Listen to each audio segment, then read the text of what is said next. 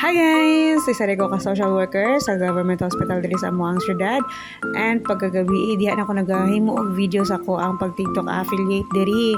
And na-enjoy na ako ang pagka-TikTok affiliate guys. Kay mo na siya akong stress reliever kay kas tungod stressful kaya ako ang trabaho.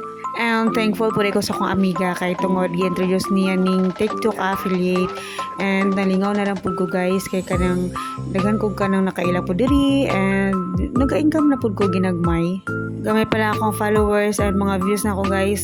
Usahay kanang mawalan kog pag-asa pero sige lang go lang kay daghan po kog makitaan diri ng mga video na naghatag og tips nga sige lang daw padayon lang daw bahala gamay ang views ana kay naagian po daw na nila sa una mga gamay pa lang daw ang views sila sige lang daw padayon lang daw jabon sila video himong content ana kanila ginangan daw ta guys no nga maharuhay po na to ang kinabuhi daghan jud tag tudlan na mga part time no. So, maura to guys. Kung ganahan mo follow sa kwa, i-follow ako ninyo. Thank you. God bless.